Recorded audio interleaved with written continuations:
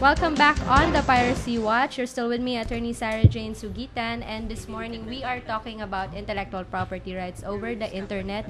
And not only that, before the break, we were talking about the contemporary artists and the traditional artists. And in fact, the executive director of the NCCA, or the National Commission for Culture and the Arts, has a question for her fellow guests in the program, si Attorney Ray Ortiguera from Accra and Mr. Randall Lozano of the Internet Society. But before that, I'd like to greet my colleagues from the Intellectual Property Office of the Philippines, Josephine Santiago and Bing Del Valle. Thank you for joining us in our program this morning. Yeah, and so we were talking about piracy over the internet, and now our Filipino artists, as Ms. Malu Jacob was saying, it's their advocacy in the National Commission for Culture and the Arts to eliminate the notion of starving artists by making it profitable for artists, the content creators, to earn from their works. Ayan. So, Ms. Malu Jacob, what is your question for our experts this morning? Actually, I'm very happy that I am with the experts this morning. I can bring, on the table two cases. Two cases. Okay. First case. Okay. Yung isa is among the Tinalak weavers in Mindanao. They are in the process of applying for the rights.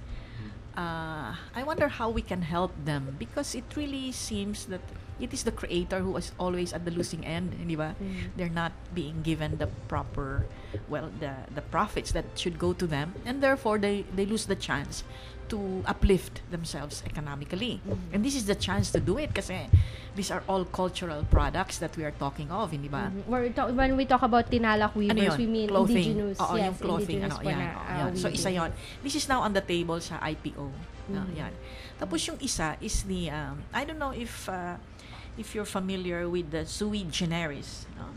And this came up in a conference because we brought on the table yung situation naman ng ating mga indigenous artists, na halimbawa yung mga chanters of the old epics, and all that, because there is a view that after 50 years hindi na kanila yon, it's now public domain, and yet the sui generis, according to some people who bring it to the fore, really protects this particular law, really protects the right of the indigenous artists to this chants and to other artistic products. So I would like to find out from our guest if they're familiar with this, and how can we really use it as an argument to protect our traditional artists. Yeah, just to give a background of the Tinalak weavers, they are an indigenous group, and ito po yung limitations itong situation ito. Under the law, copyright exists for your for the duration of your lifetime plus 50 years after death of the creator.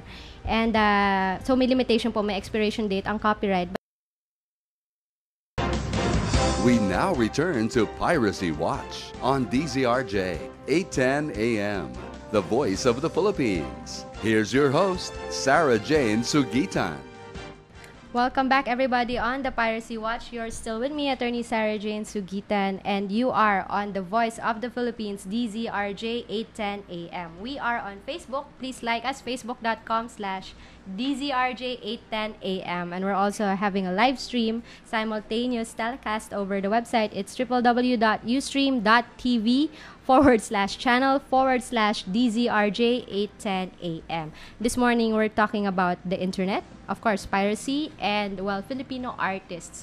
Why aren't we cashing in on our creative potential, and what is the NCCA, the Internet Society, and of course the private sector doing about it in order to eliminate the notion of starving artists? We have here on the program Ms. Malu Jacob, Executive Director of the National Commission for Culture and the Arts, Attorney Antonio Ray Ortiguera, Senior Associate of Accra Law Offices, and Mr. Randall Lozano, President of the Internet Society of the Philippines. Ayan. So earlier we were discussing Ms. Malu Jacob's question, why are we not cashing in on our creativity? As I've said so many times in this program, the United States, for example, it's 40% of its GDP is composed of the creative industry, as what Ms. Malu Jacob terms, 40% of their economy comes from the incomes generated from the creative industry, movies, music, books, literature, and also our favorite DVD marathon. So lahat po yan ini-import, na-export ng United States, and we here in the East, no, has the capacity to, well, the potential to be that kind of exporter as well. Kasi our talent, our artistic talent is world class. Yeah. So, I'm going to give the floor now to Mr. Lozano for his input. Why are we not cashing in on our creative potential? What do you think should we do about that? I guess one thing that we have to note is a government support. As I was saying earlier on, we have a lot of talents, like even individual artists. But the thing is, there's not much support coming from the government in order to promote these artists, these talents, and awareness is definitely the key here. Like for example, there are a lot of artists that we can see over the internet. Mm-hmm. They're earning a lot of money by selling their arts over the internet. And here in the Philippines, we have a lot of artists, but not so much artists are doing that. Mm-hmm. Those who are aware of the usage of the internet, well, they do that. We have the social networking thing over the internet. That is a very helpful facility if these artists will only be taught the proper way to do business or to promote their products over the internet or the World Wide Web. So I think yung awareness. In fact, in Internet Society, we are trying to arrange a program. We call it Internet for Women. Okay, because Filipino love social networking Okay? Filipinos love social networking. Okay? Yeah. But the thing is, yung social networking natin nangyayari lang sa may hagdanan at nagchichismisan lang tayo. Now, why not put a taste of technology in that particular chismisan, do it over Facebook, LinkedIn, Twitter, okay? So they can probably like sell products and earn money. Kasi we're targeting the women because common pa rin sa Filipino culture that there are a lot of housewives Nasa bahay lang sila, yung lalaki ang nagtatrabaho.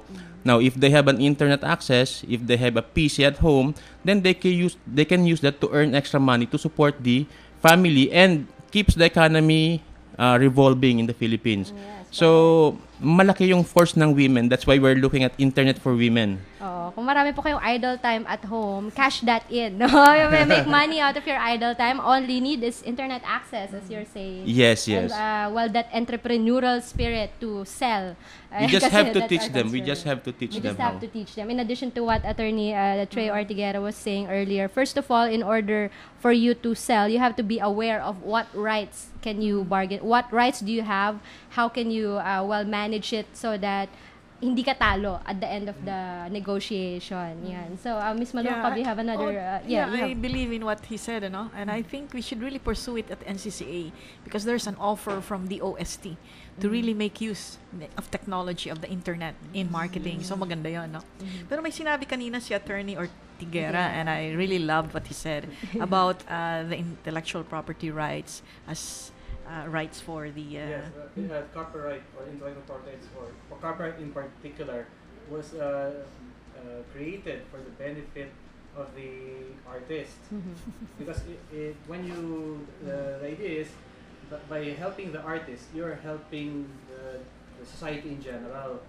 To explain it further, one of the most popular theories on why we protect copyright is what is called the access incentive theory of protection. Access incentive theory of protection for artists. So artists, listen to this carefully. Yes, Attorney Ortiguera. Well, see, an artist will not be encouraged to create if at the end, the moment he creates it, it's out in the public and it belongs to the public domain because anyone can use it. So instead of creating, he'll just go to get another job, not create. So that's why the copyright steps in. So will allow you to create, and because of your creation, we are going to give you protection.